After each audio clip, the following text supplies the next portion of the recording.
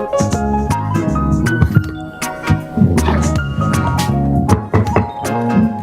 evening, everyone. I will call to order tonight's meeting of the Weathersfield Planning and Zoning Commission and ask our clerk, Commissioner Homicki, if you would please call the roll. Good evening, all. For the roll, we have Chairman Joe Hammer. Here. Mr. Lambruni, Vice Chair. Here. I'm here. Mr. Bricklin did notify us he is not able to make it tonight. Tom Dean. Here. Dave Drake. Here. Dave Edwards. Here. Anna Laurie. Here. Rich Roberts. Here. Mr. Cola. Here. And Joe said he could not make it. Eric Galani and Paul Thompson is also not here. Okay. All right. Before we get started, if anyone is here on application 2230-26, 184 Main Street, special permit for change of use, including site plan for restaurant with outdoor dining, parking reduction, off-site parking, and alcohol sales. That hearing, I believe, opened on May 19th. It was continued to tonight, June 2nd, and since then, since the last meeting, we've had a request by the applicant to continue the hearing to our June 16th meeting, which will be here in this room on June 16th, starting at 7 p.m. So we're not going to hear anything on the 184 Main Street application tonight. If you're interested in that, come back next meeting on June 16th at 7 o'clock. Also, application 2232-26, 100 Great Plain Lane, special permit to allow multiple similar accessory uses to an existing seasonal agricultural use. That one, we also, that's at the end of Elm Street. That's the flower farm. We opened the hearing also at our May 19th meeting. It was continued to tonight's meeting, and since the last meeting, the applicant has withdrawn the application, so that will not be heard tonight either. The application is withdrawn for that one. Okay, so new business. Application 2235-26, which is 860 to 862. Excuse me, yes, excuse me 1 second. Yes. No, he's here. I would. Okay, sorry about that. 860 to 862 Silestine Highway, seeking change of use and site plan approval for a change of use from an educational institution to a medical office, submitted by Clarivision Advanced Eye Care. If the applicant is here, if you would please come up to the podium and please state your name and address for the record, and then please explain what it is that you'd like to do. Yes. And then, if I could, before you get started, so for the commission's benefit in front of you, I did put there is a larger scale site plan and some of the materials in front of you, and also something that came up in the review.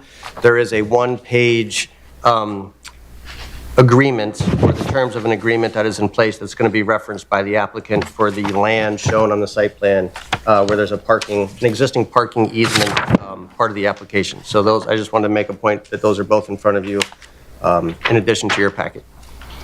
Thank you. Yeah, good evening, everyone. So I'm very happy to come here, and I'm Hong Ping, and last name XU, not easy to say. I'm an optometrist. Right now, I practice in Cheshire. I have been there for 5 years. Right now, my manager is living in Weathersfield. That's why I started to learn a lot of things about Weathersfield. I sought to open an optometry office in Weathersfield for a few years. Luckily, this year I found this good property. It's for sale. It's a very good location, very good maintenance. Everything looks great. So I hope I can just convert this property into a medical office. Currently, this property is used by Russian mass school. So it has actually two street number. One is 860, one is 862. So I think both units right now is used by mass school. I plan to use 860 for optometry office. 862, I just leave it for later. I'm going to find some other physician, dentist, or just like still used for medical purpose. So the property actually is renovated 10 years ago, 2015. 2015. So the parking lot, the landscaping, everything looks perfect. You maintained very well. That's why I'm not planning to do anything outside. I only change the 8600 inside to make a small change and to fit my use. And I think right now the site has 25 parking spots, but also has another 19 is leased from Iversource. I talked to Iversource. They are very happy to continue giving me a new contract if the site plan is approved. So to put together, we have 44 parking spots. I think is enough for a 7,000 square feet medical office. So yes, I print out that most recent site plan, so I hope everyone can take a look. I'm very happy to answer all other questions you may have. Anyone have any questions? Thank you for giving us a copy of the letter from Eversource. So just confirming you would agree as a condition of approval, if the application were approved, that you must enter the Yes. new contract with Eversource? Yes. Thank you. Anybody else? Yes, Mr. Chairman? Yes. I just have a quick question with regards to the staffing and mission or services that you propose to provide. You indicated that the staffing is there for both the sale of measurement and sale of eyeglasses, Yes. eyewear, and also primary eye care. Is this an office, or could you identify the staffing components within the proposed office? Yes. So for my office, I said we are going to have one doctor and one technician help the doctor, and we have 2 opticians. That optician is responsible for sell glasses. Now, when you say doctor, are you talking about an ophthalmologist or an optometrist? Optometrist. Optometrist? Yes. Okay, so it's not a medical doctor that's there, since an ophthalmologist has an MD behind his degree. But it's basic optometry Optometrist. services? Yes. Okay, thank you. Any other question? Yes, Peter.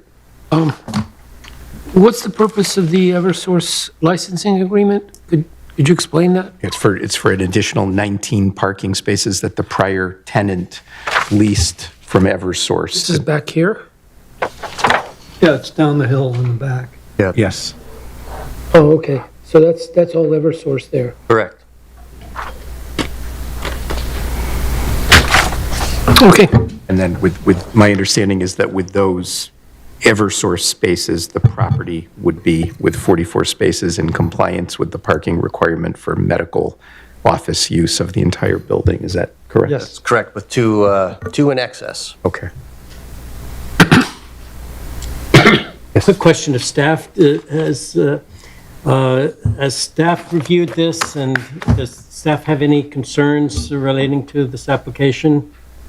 No, I do not, and we did, the site, I did speak with the applicant. They are aware that they're inheriting and taking over the existing site plan, which will become the governing document in terms of landscaping, lighting, parking. They're aware of that.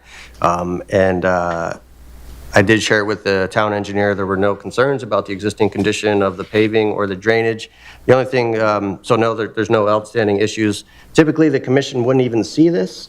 This would be treated as a tenant fit-up, except that the change of use does require the commission approval. But there were no concerns from staff when I shared the proposal. The only thing I would just repeat to the applicant is that you will need a sign permit application to reface the sign. So you will need that additional permit if you proceed and purchase the property.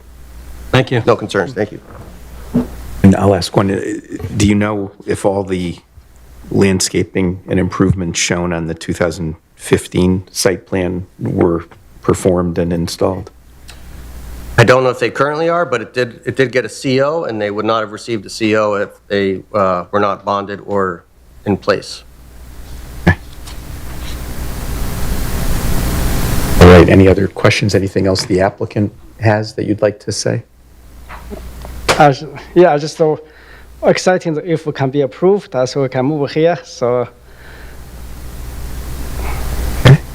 All right, if there's nothing further, this is not a public hearing item, so we can go right to a motion, and Crystal, you'll be seated on this one. So would somebody like to make a motion? Rich? Yeah, I make a motion, we approve application 223526Z as submitted. I'll second. And are you agreeable to referencing as a condition extension of the parking license agreement with Eversource? Yes. And Dave, is that okay with you too? Yep. Okay. Any discussion, comment? If not, all in favor, please say aye. Aye. Aye. Any opposed? Any abstentions? Application is approved. oh, thank you, Good luck. thank you. All right.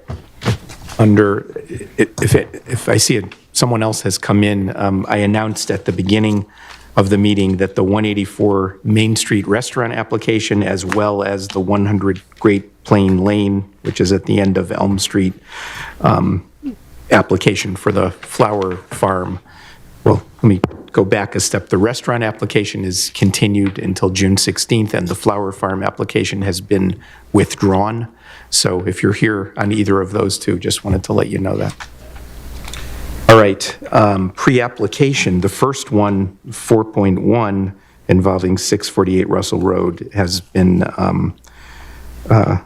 taken off by the proposed applicant, correct? It did, yeah. They asked to be removed from the agenda indefinitely until I hear otherwise that they're Okay. interested in coming back. All right, the next one, pre-application PAR 26-3, 301 Highland Street, Highcrest Elementary School Construction Project, submitted by the town of Weathersfield. Please come up.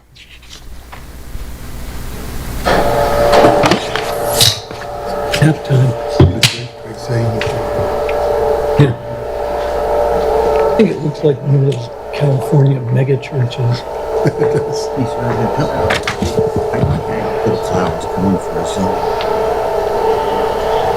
He did. No, he didn't, because he's doing the same thing. Great. Thank you. Michael Scott with TSKP Studio, 146 Willis Street, Hartford. I always feel like a Bond villain when No, he was these things happen. That's always dramatic pause. CD and stuff.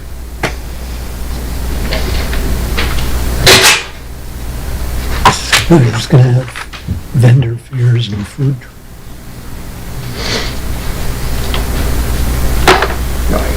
I got it. Yeah.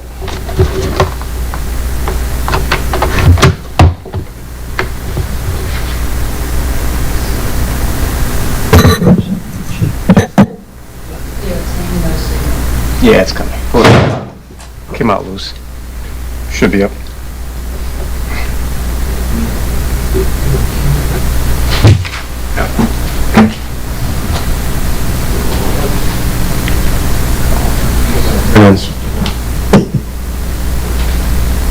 There you go. Music? Great. Thank you for your patience. I'm here tonight for a pre-application on the new Highcrest Elementary School. Many of you are aware of the comprehensive plan that has been in play for quite some time between Weatherfield Public School and the town of Weathersfield, and the Phase 1 referendum which passed, which included action on 3 of these schools. I'm here tonight to present the first of these 3, which is a new school adjacent to Highcrest Elementary School. This will be used as a swing school as the remaining 4 elementary schools sites are renovated over the next 5 to 10 years. Since the referendum, we've hired our professional team. The town has hired their professional partners, owner's rep, and construction partner. We've engaged in a more robust schematic design, and I'm here to brief you on the contents of the schematic design. Some of this might be a little remedial, and I apologize, particularly if you followed the referendum, but just to be clear, I'd like to remind you that we're talking about the subject parcel we're talking about tonight is the old Keisha Farm site, owned by the town of Weathersfield at the corner of Highland Street and Collier. This is due north of the existing High Crest Elementary School. Michael, could sorry to interrupt, but I problem. just had an urge to explain. So, since the referendum, the town is on a schedule and that they have to adhere to or meet in order for certain milestones to occur for reimbursement. And so I did suggest to the project team to come to the Planning and Zoning Commission for the pre-application, which is an option the commission affords, just to sort of have as you know, just a presentation of what the project is, and also to hear some preliminary, maybe high-level concerns or just some feedback so that the project team delivering it can hear that early. So to minimize, there's always changes and there's always surprises, but to hopefully minimize those as they go throughout delivering the project.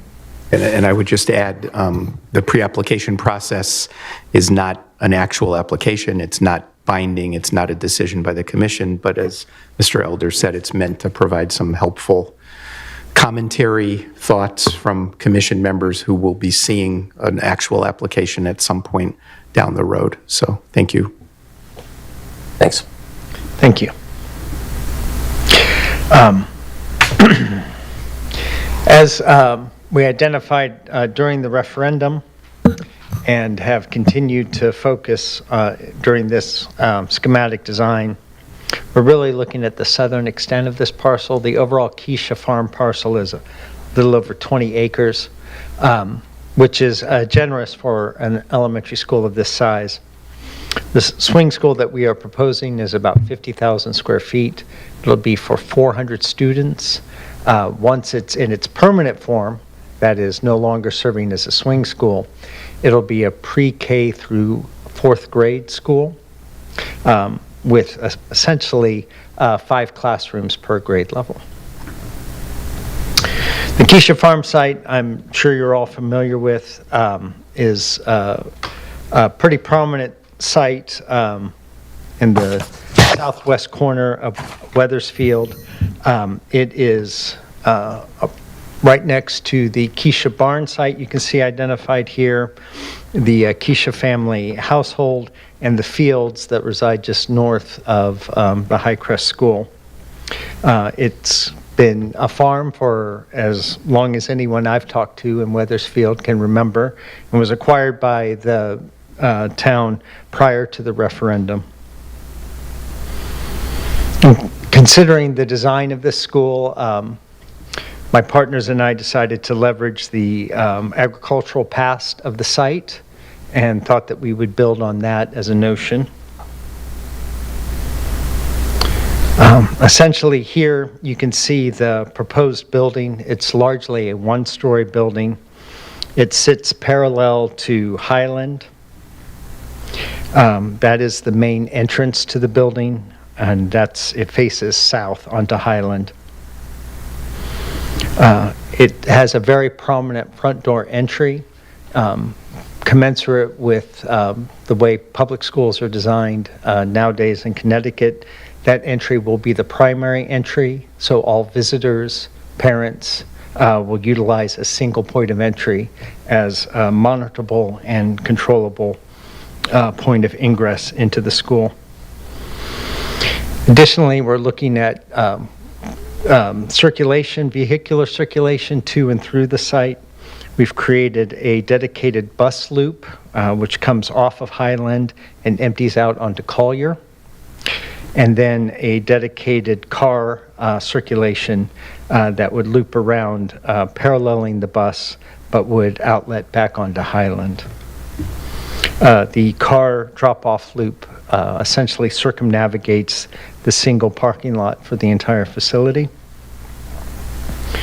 Off to the east is a dedicated service bay We have met with some of your town's professional staff and emergency response groups to try to right-size that service area.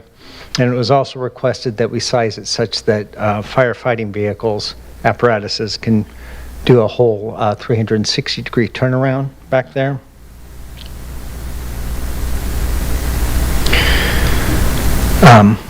As I said, the school sits rather prominently off of Highland with that very pronounced single point of entry, and you can see some of the ideas that we're using to draw upon the agrarian history of the site, namely the pitched roofs and the easily identifiable big, large programmatic elements.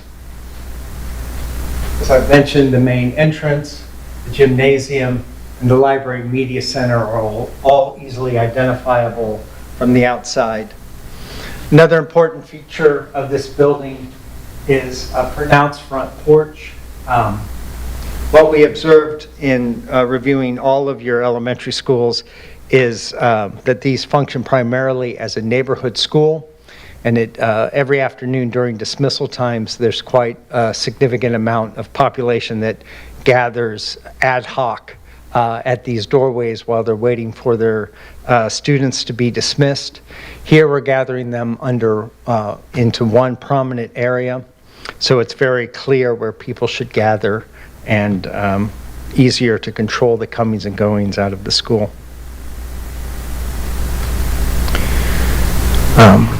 Looking at the same site plan from the opposite angle with Collier's now onto your right and Highland in the background, you can see that there is a portion of the site that is 2 stories.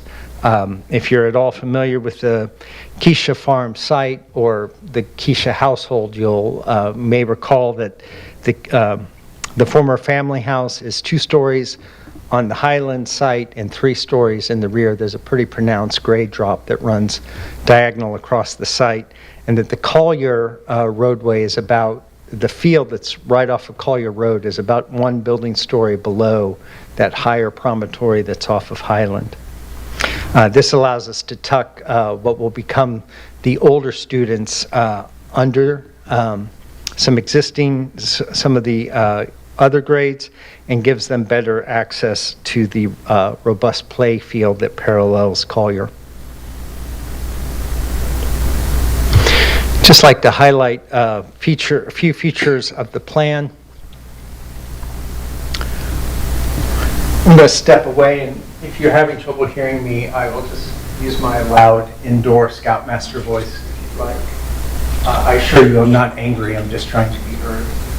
This is that main entranceway under that pretty prominent peaked roof that essentially creates a large living room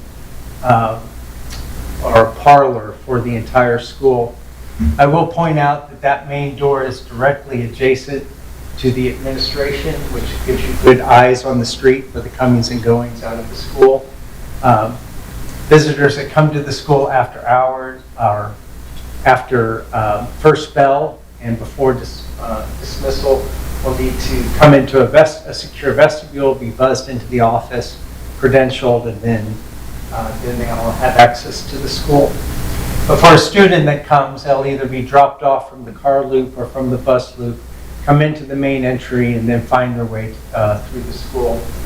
You'll also notice that those prominent public elements like the gym and the media center are segregated pretty clearly in the floor plan. In other words, these areas in dark orange will be easily made available to the public for after hours or weekend use without having to open up the entire school for access to the general public.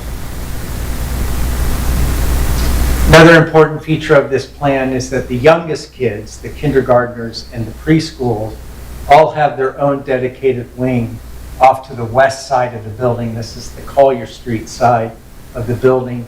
And in fact, they even have a dedicated playground enclosed in a courtyard. So it's very secure. Particularly the preschool children at this time are contemplated to come only for half a day. They'll either be in the morning or afternoon session. So when they come to the school, they'll pretty much stay within this wing. They'll have their own dedicated facilities. If they do want to make use of the cafeteria or the other school amenities like the media center or art and music rooms, that's easily accessible all on the same level. All the back house spaces are grouped by around the service area, and the gymnasium and cafeteria are connected by a shared stage. This will allow the school to be used for large assemblies, putting the audience in the gymnasium, or smaller events could be hosted from the cafeteria. Additional grades are provided along the north side of the building. Here we're proposing first and second grade. And the cafeteria has easy access to the playground. So after their lunch wave, students can enjoy the playground and then return to class.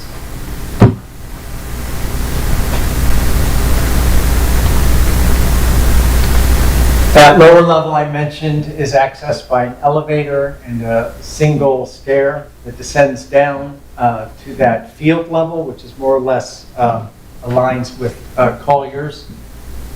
These are where the older kids will reside. Here we're proposing third and fourth grade. Each floor has dedicated support spaces. These are supplemental instructional spaces used by the reading, ESL, and math tutors that the district employs, and allows students to be pulled out of class quickly and easily for their supplemental instruction without having to waste education time moving vertically or horizontally across the building.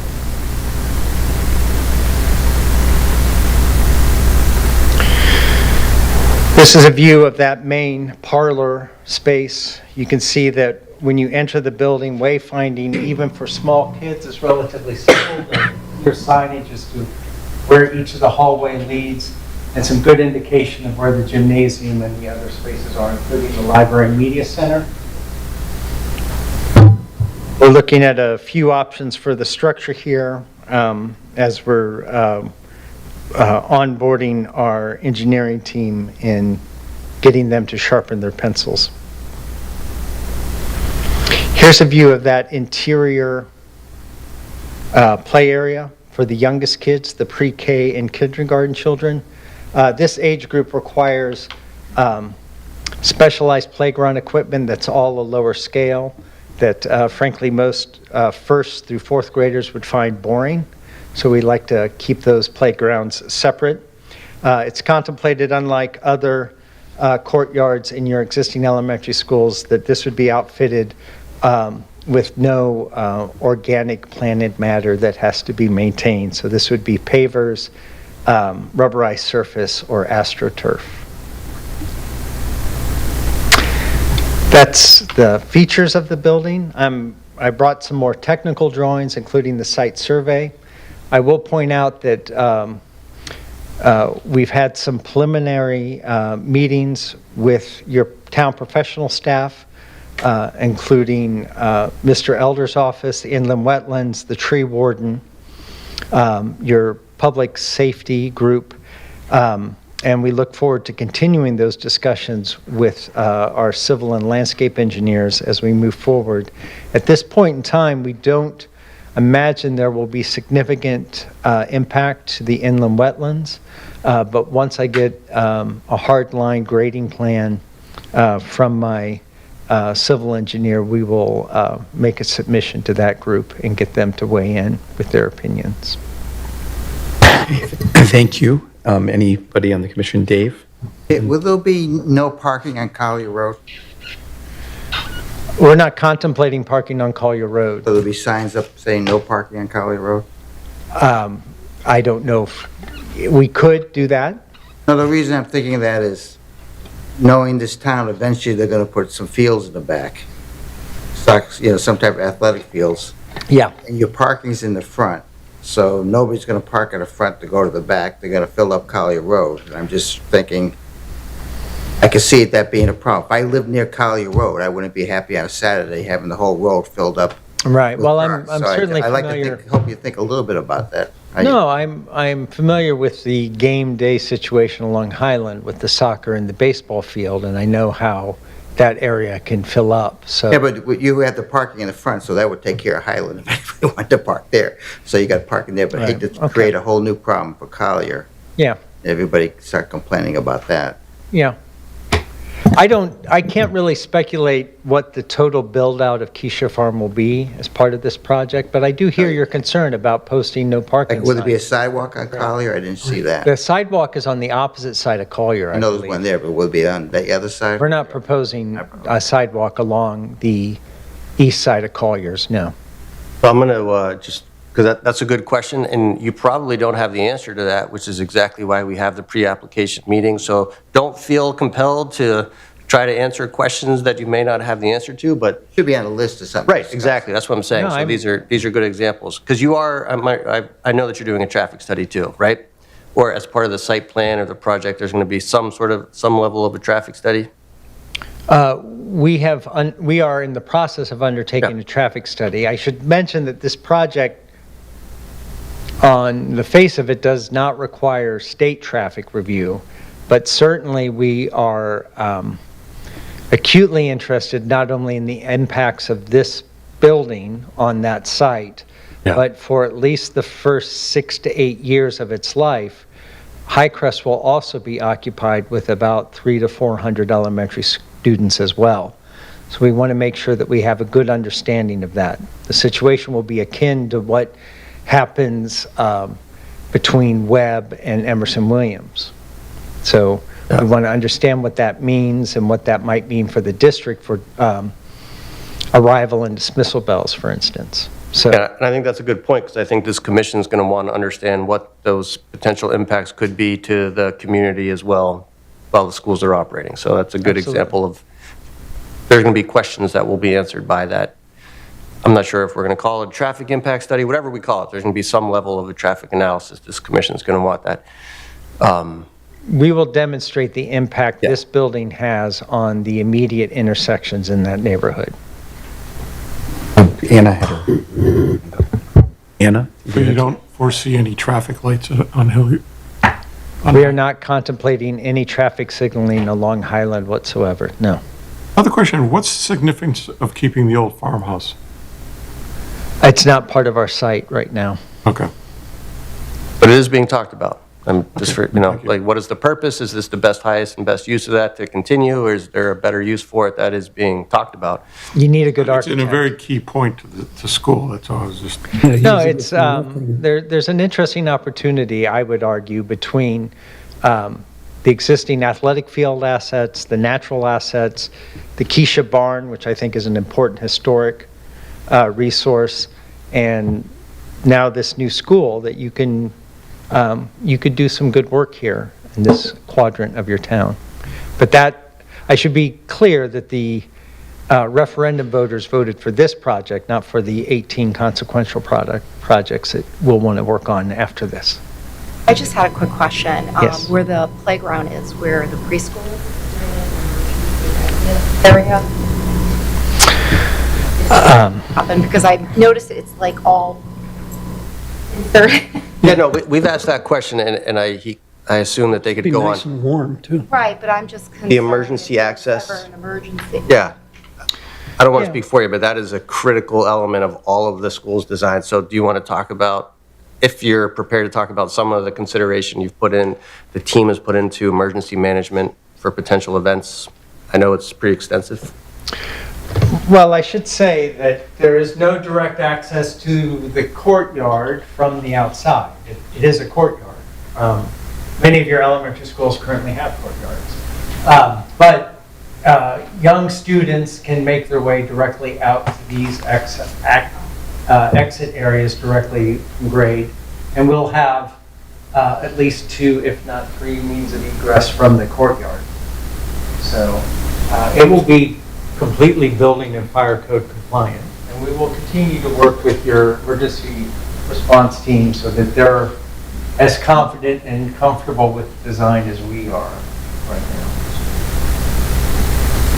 I should say that after hours, we could easily put gates here and here to close off this whole area of the school so that you could have basketball games on Saturdays and Sundays without opening the entire school up for access.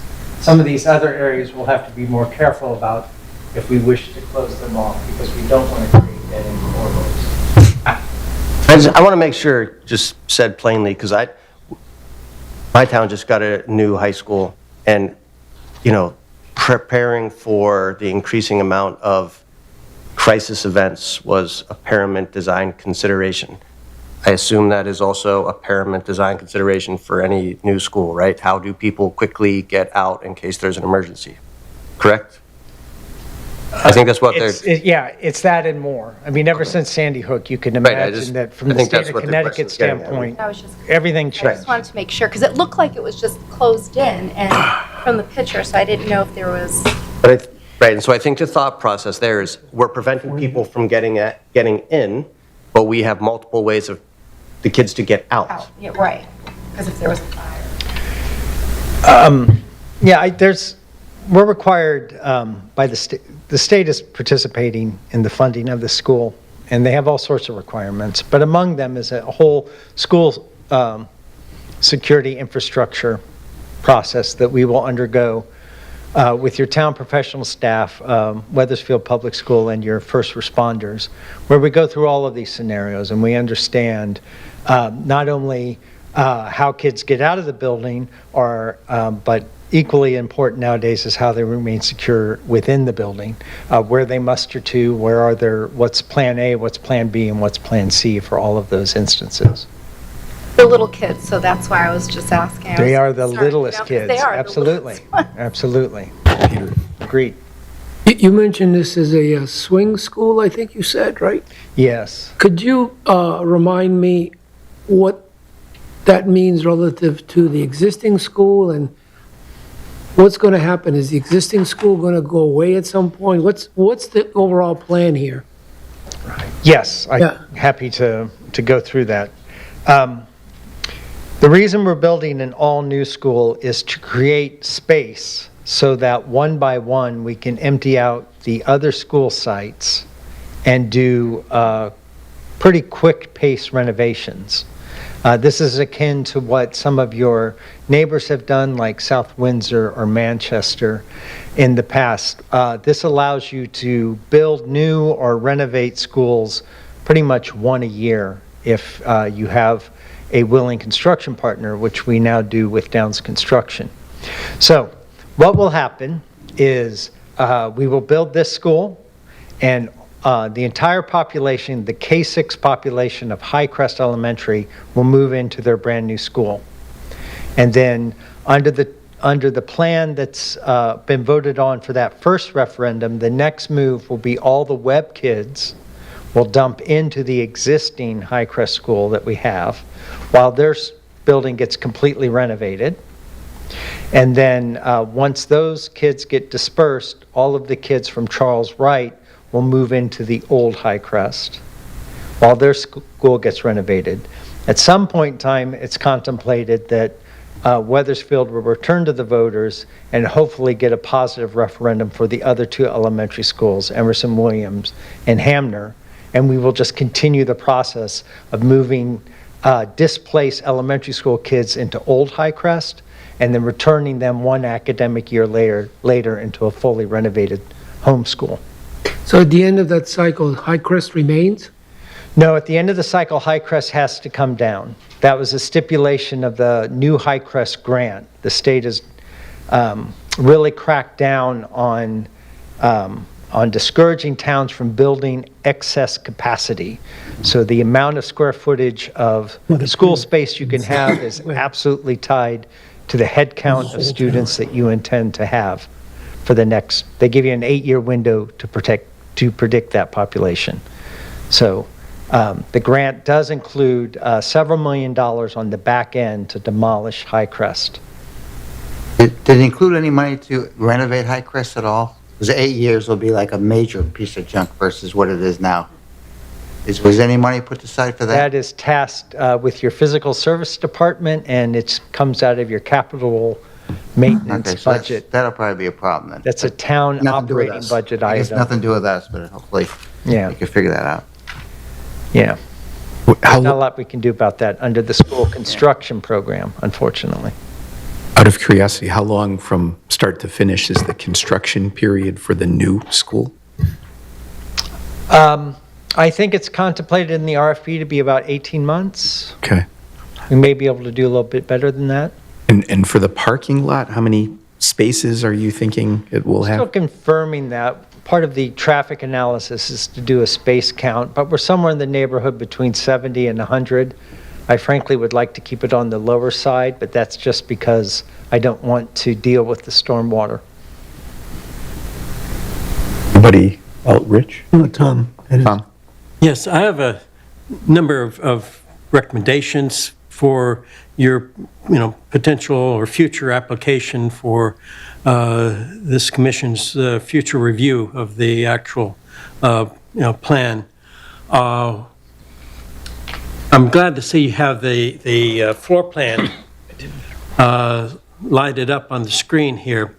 I was thinking, They have the reference. watch carefully how you label things. For example, the gym that you've got labeled, there's a different funding category or requirement that limits state funding for gymnasiums.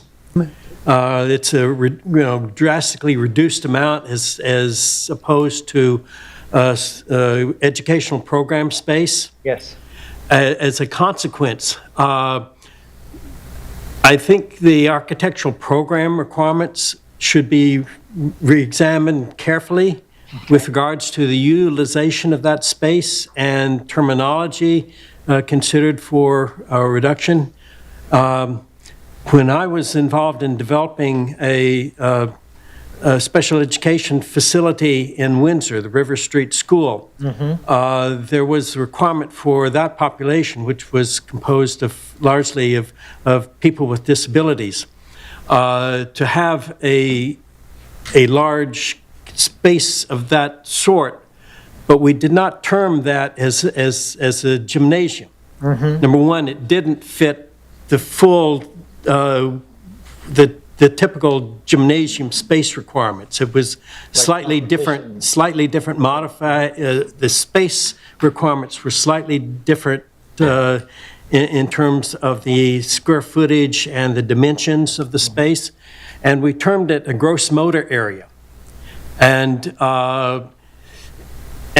developed an educational plan for the utilization of that space for tailoring it to the gross motor activities of the student population. Right. As a consequence, we had that space entirely funded by the school under the school facilities grant that we received for that space. Okay. Since you're dealing with an elementary school population, you're going to have essentially gross motor activities for that population that are going to be different, for example, from, say, a high school or college gymnasium space. Yeah. Tailoring the educational requirements for this space, and I'm emphasizing the educational requirements for it, you can possibly have that space rendered as fully eligible Right. for state reimbursement. Terming it as a gymnasium, that's going to be, that's an admission against interest, so to speak, in legalese. And you're working against yourself. You could call this maybe a gross motor area or physical education and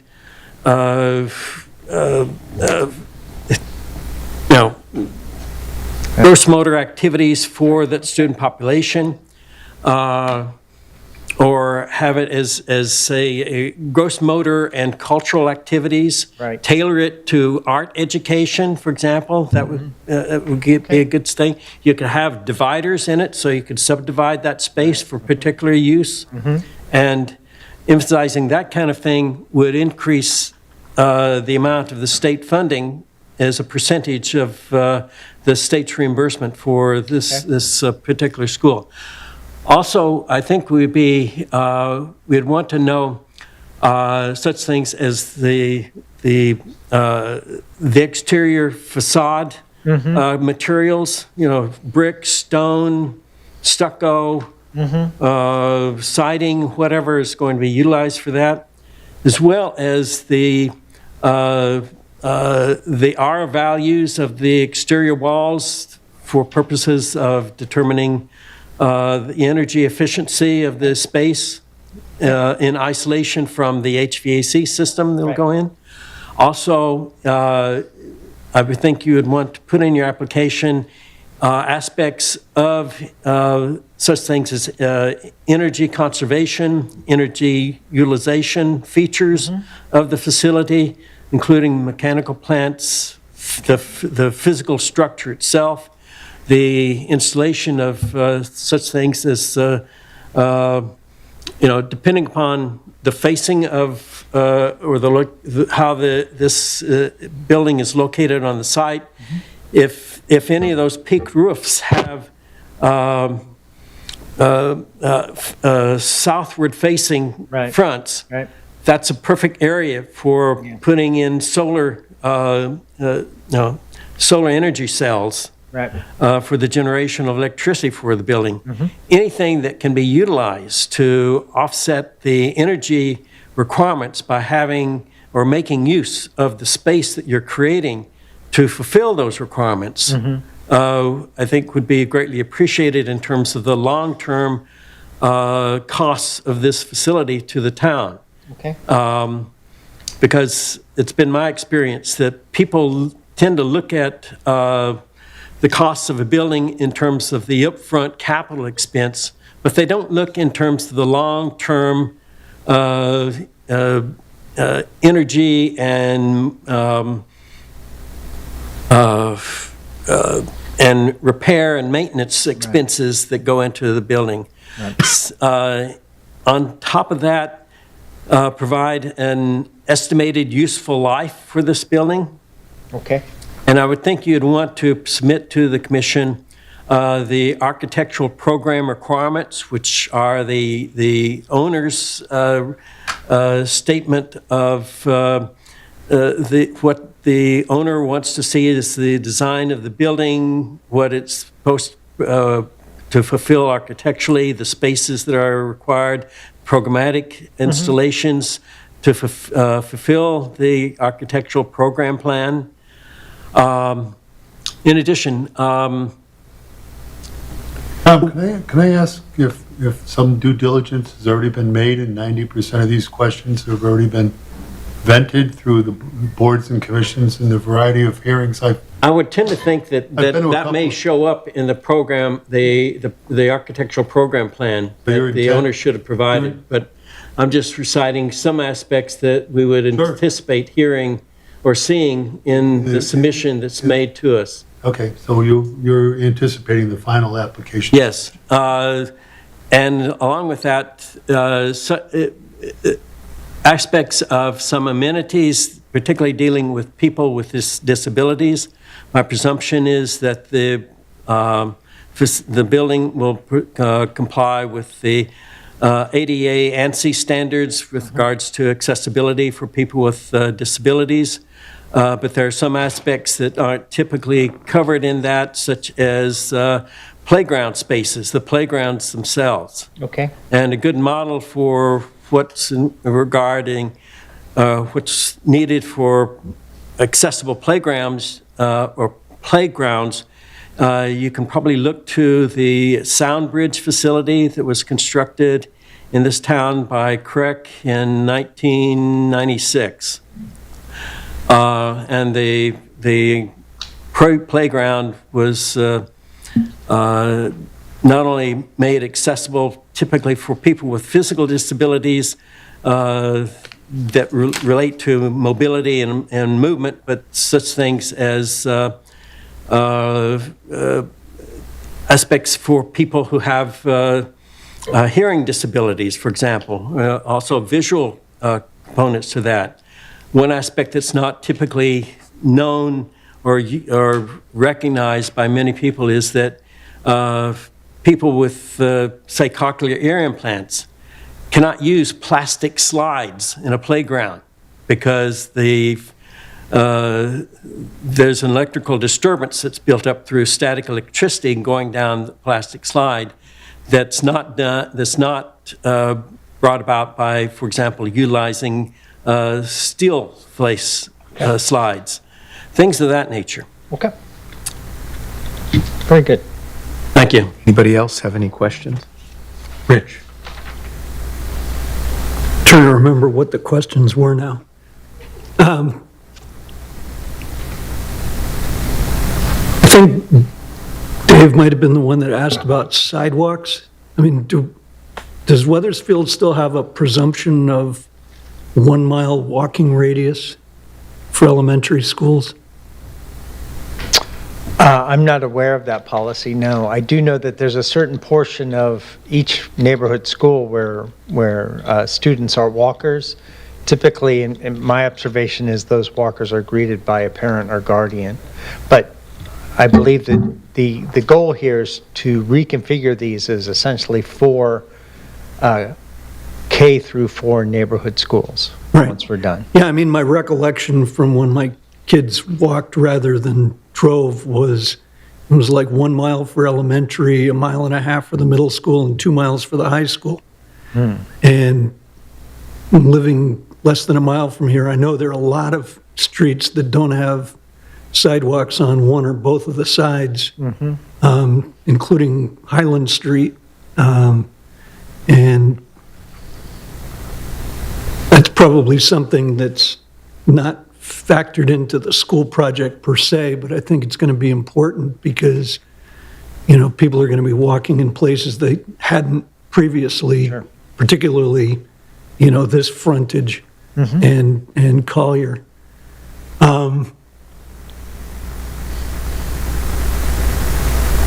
Having lived near schools for almost the entire time I've been in Weathersfield, they have kind of short-term horrible traffic situations. And, you know, my concern here is you're basically creating, during the time that it's a swing school, 2 adjacent horrible traffic situations. You know, with the one at the existing school going to be exacerbated by the fact that none of the students going there are going to be walkers.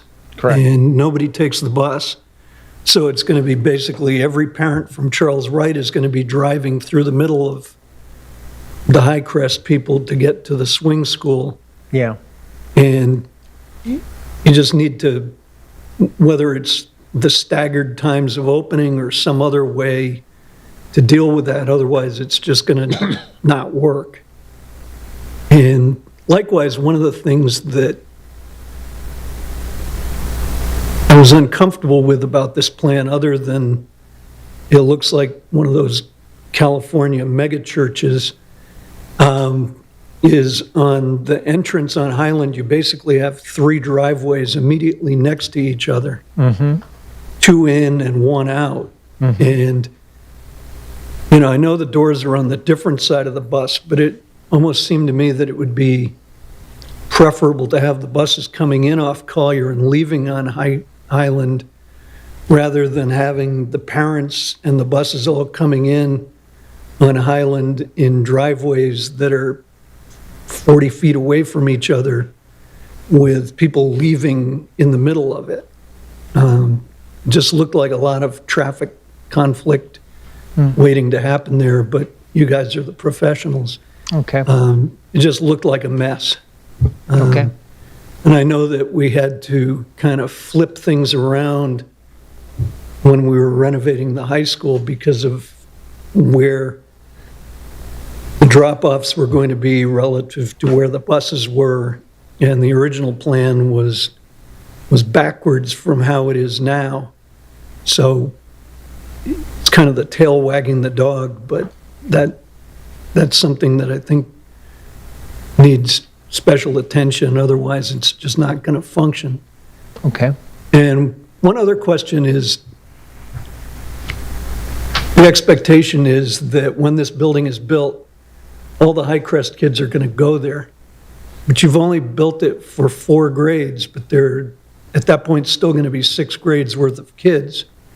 Is there going to be enough space?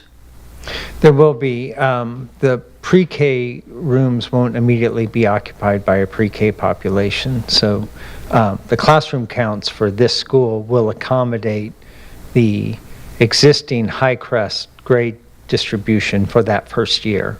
And then everything gets shuffled once Webb comes online as a 5-6 school. Right. Yeah. Yeah, I mean, it's a different situation. Yeah, there will be some growing pains as 5th and 6th graders occupy this school. There just will be for one academic year. Right. But it'll be a brand-new school, so hopefully it They'll won't get be over too it. painful. Yeah. Any other questions? I guess just one last question is, at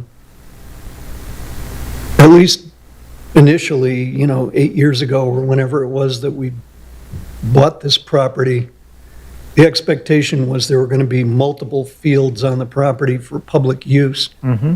And I think it would be good to plan for that possibility, even if it's not part of the school project.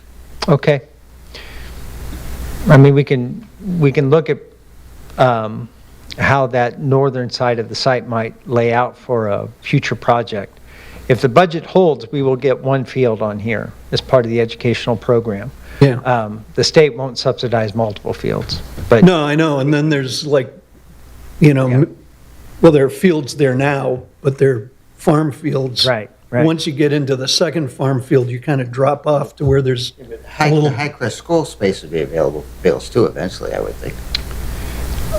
Well, there's existing fields at Highcrest, and then Right, but there's still, the you building take the- pads you at take the building Highcrest. down and all this stuff, there'll be, That's right. That's right. That's 8 years. away. Yeah.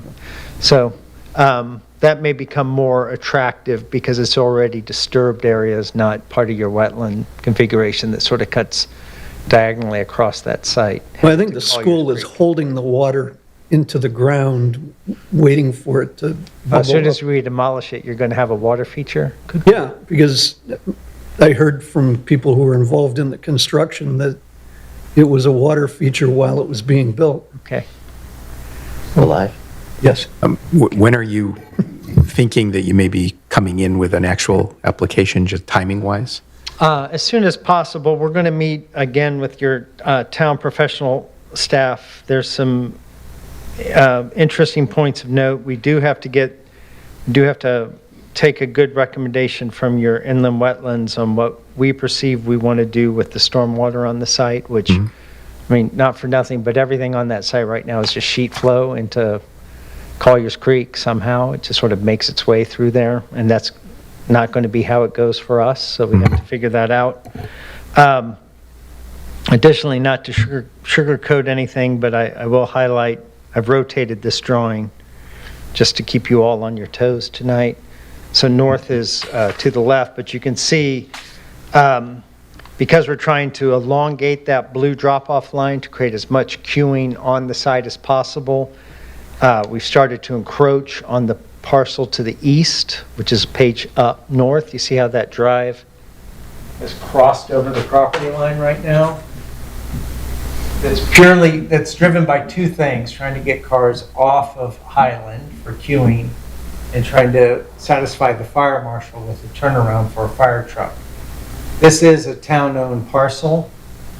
Right now, we may pull that into the property as part of this, so there will be land merging that we would have to satisfy before we make a formal application to this group. So there's some things in play. I will point out that this blue queue line right now is probably twice the distance of car queuing you have at the existing Highcrest School. So this is generous. So we may find ourselves retreating back again. I didn't mean to be glib about parking before. I just want to acknowledge that on a normal day, an elementary school doesn't need a great deal of parking. What you might need for a holiday concert or a stepping up ceremony is some decent grass pavers or fortified edges that can receive a surge parking area. But we don't necessarily want to invest permanent infrastructure in receiving, routing, and treating all of that stormwater. It was just going to be empty parking 9 months out of the year for you. So we're trying to keep the impervious surfaces as minimal as possible. What's your target start of construction date on this school? That's a question you better ask Downs Construction than me, because I'm much more aggressive. But we would like to get this up and running. But there's quite a bit more work to do. We'd like to bid this building towards the end of the year. So we'll need our land use approvals in place certainly by this fall in order to satisfy that with the state. Okay, Okay? thank you. I've got a couple. So just from my experience, and we will continue to talk about this, but like you heard tonight, so the process here will be a full site plan submission, including architectural details, elevations, a lot of the things that Mr. Dean had asked about, and a couple of other things I've learned. We're going to have a public hearing, and as we've learned, and we all know, public hearings, they're public hearings, people can say whatever they want. Sometimes they're germane or relevant to the application, sometimes they're not. So we should be prepared for that. For example, well, this site plan is going to be specific to the site. We are going to be asked questions like we heard tonight, off-site improvements. And the commission, you know, they're going to want to be able to say yes or no on the best application put forward. So Right. just to acknowledge that Weathersfield does have a policy that within a certain distance you walk to school. So the question about sidewalks, while they may not be relevant to the actual site plan application, they're going to be asked during the public hearing, and we're going to be expected to respond with them. And I realize you have a scope of work, and some of this may have to come back to the town staff. I'm aware of that. So this isn't all on you, but these questions are going to come up, and it'll be good to get answers. Lighting, now we're in the future. Off-site lighting from schools has been an issue. We should think through that. There might need to be temporary lighting. That has even been an issue recently with school fields. So we should think about lighting. PA systems. If there's any sort of a PA system involved, what is the noise of the PA system? How frequently noise has been a consideration? So, you know, we'll think through that.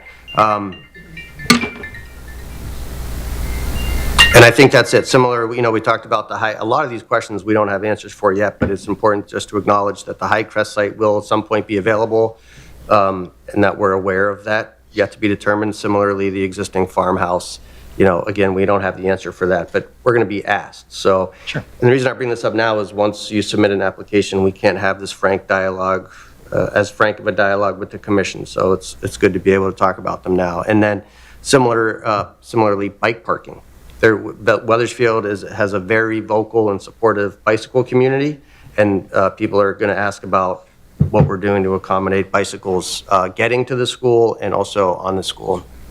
Okay. A couple of things off the top. Thank you. And just to clarify, so the future application, when they're ready, will be a combination of site plan review and special permit application, given that it's a town municipal facility. Correct. Okay. School in a residential zone. Yeah. Right.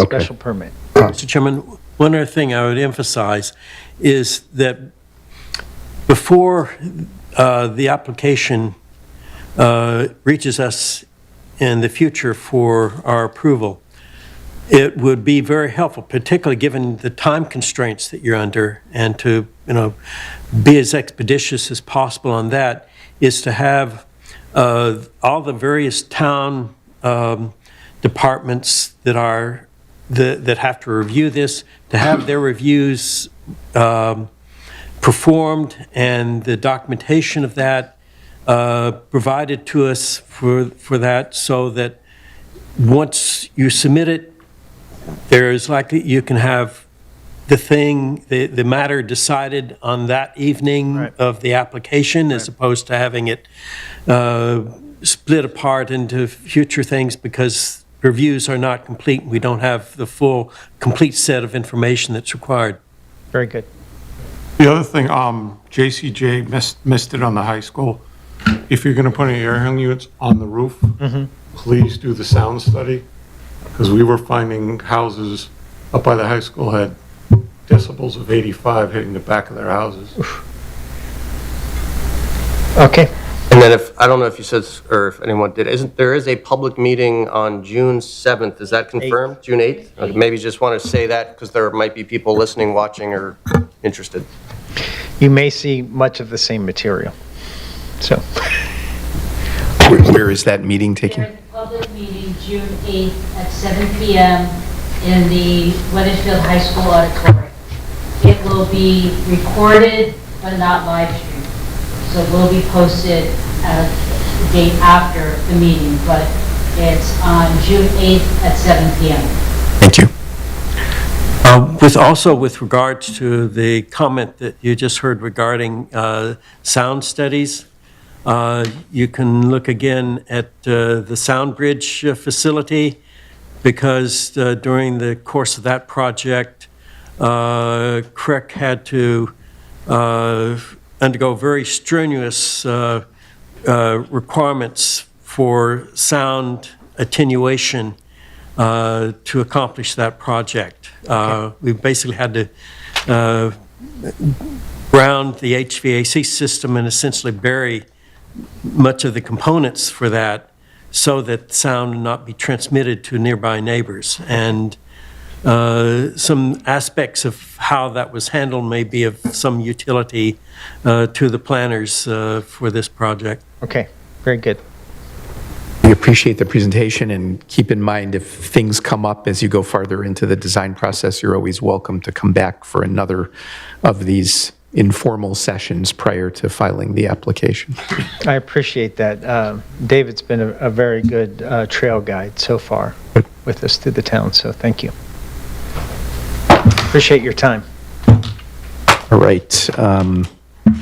Minutes, I understand we are going to defer because there's still something that needs to be added to them, I understand. I added them to the packet while Cassandra was still making some changes, so there's a more revised set that's not in your packet tonight. So we will continue those at your pleasure. Okay. Or table them, I suspect. And next item is public comment. Anybody in the public who'd like to speak to anything that was not the subject of a listed agenda item tonight? I'm sorry.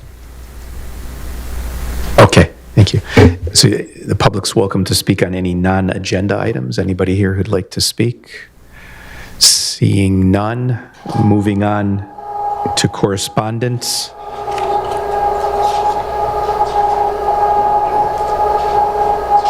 Let's see. I don't believe we have any correspondence. Moving on to, there's one application noted that I believe has been submitted that will be heard, is scheduled to be heard on our June 16th meeting, and that pertains to 6 Buckland Road, a special permit to allow home occupation. So that'll be on June 16th. Where did, Do you know what the home occupation is? I'm not sure. Not sure. So I don't know where Dave is, but unless anybody has anything further, is there a motion to adjourn? I'll second. Second by Tony. All in favor, please say aye. Aye. Any opposed? Any abstain? Thank you.